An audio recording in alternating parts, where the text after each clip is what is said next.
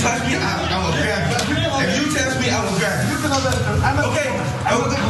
You can hold that. Okay, but don't touch me. Okay. You can hold that. You can hold that too. All right, take over. You can hold that too. This is the consulate. This is the foreign government department. You can hold that too. Are you in closet there? Yeah. Right there. All right. Yeah.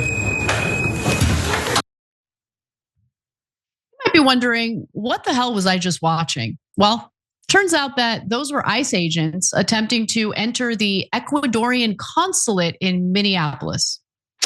And what the agents apparently didn't realize is that they were about to break international law, which I'm not even really sure is a thing anymore, considering the fact that beginning with the Biden administration, we allowed for the dismantling of international law in order to allow Israel to carry out a genocide in Gaza, but that's not what this story is about.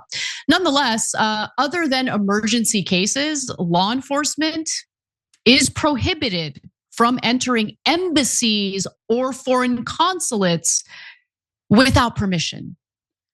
Okay, and by the way, remember when Mike Huckabee, US ambassador to Israel, met with convicted traitor to the United States, Jonathan Pollard, at the US embassy in Israel? So the US embassy is considered US soil. In the case of this Ecuadorian consulate, it is considered Ecuadorian soil. So ICE agents trying to barge their way into that area like that is considered like invading international territory. But here's the thing, you would need to, have more than 47 days of training to understand that maybe. Now, look, to be fair, I don't know the identities of these ICE agents in particular. Maybe they're ICE agents who have a little more training. But for the new hires under the Trump administration, training has been cut down from 6 months to 47 days. Why 47 days? Well, because Trump is the 47th president, of course. Embarrassing. Anyway, Ecuador has since filed a formal diplomatic protest against the United States. It's so embarrassing. So the Ecuadorian Foreign Ministry said it had lodged its complaint so that acts of this nature don't happen again. The Department of Homeland Security did not respond to a request for comment. Now, Reuters also spoke to an anonymous eyewitness who saw the incident as it was taking place. And here's what that individual had to say. I saw the officers going after two people in the street, and then those people went into the consulate and the officers tried to go in after them. So as much as the officers would like to do that, they just can't. It's against the rules. So, I mean, if you wanted to do proper enforcement or policing, you could wait outside. It's not like they can stay in there forever, right?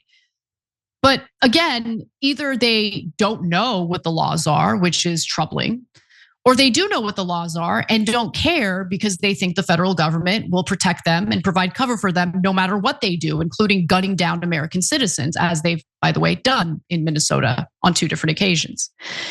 So the ICE agents involved in the incident are just a few of the approximately 3,000 that were sent to Minnesota in what was dubbed Operation Metro Surge. And the Trump administration has bragged that it is the largest immigration enforcement operation to date, which is great considering the fact that Minnesota shares a border with Mexico. And oh yeah, that's right. Sounds like it doesn't really make much sense, does it? Now, just days before the shooting of Alex Preddy, Kristi Noem was touting the operation's success, saying that peace and public safety in Minneapolis is something that existed already, but apparently you need to gun down a few American citizens and protesters in order to make people feel safer. I don't even get what that is. But she says, we have arrested over 10,000 criminal illegal aliens. I don't believe her. Who were killing Americans. I don't believe her for sure. Hurting children and raining terror in Minneapolis. You guys are raining terror in Minneapolis, though. You guys are the ones raining terror in Minneapolis. In the last 6 weeks, our brave DHS law enforcement have arrested 3,000 criminal illegal aliens.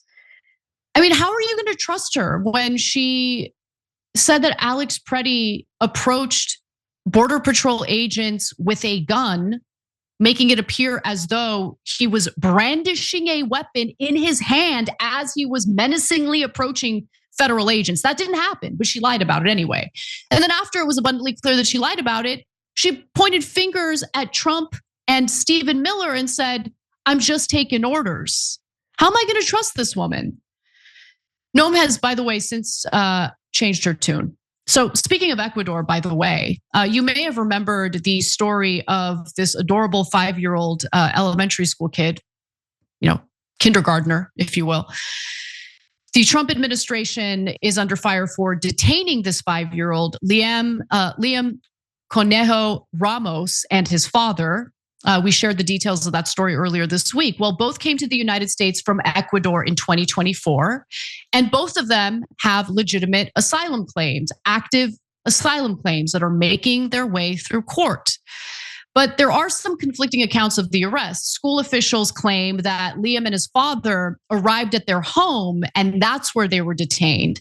DHS, which has lost any and all credibility under the leadership of Kristi Noem, states that Liam's father, Adrian Alexander Conejo Arias, left his son behind in the car while trying to flee law enforcement. So I would take that with a grain of salt. I would need to see some actual evidence before I believe anything, honestly, that comes out of DHS. But there is no mention of Adrian in any Minnesota criminal court records. And Zena Stenvik, the district superintendent, said in a statement that another adult who lived in the family's home had begged to care for Liam, but the federal agents refused to allow it. And again, DHS is disputing this account. They claim that Liam's mother refused to take the child. That is very hard to believe. Like, even if this were an administration that didn't lose any and all trust, that would be hard to believe, that a mother is like, nah, man, I don't want my cute 5-year-old. Please put him in the handcuffs, detain him, book him, Dano. Like, come on. But anyway, they also claim that Adrian insisted that Liam should remain with him. Now, Vice President J.D. Vance defended the arrest, stating, what are they supposed to do? Are they supposed to let a 5-year-old child freeze to death?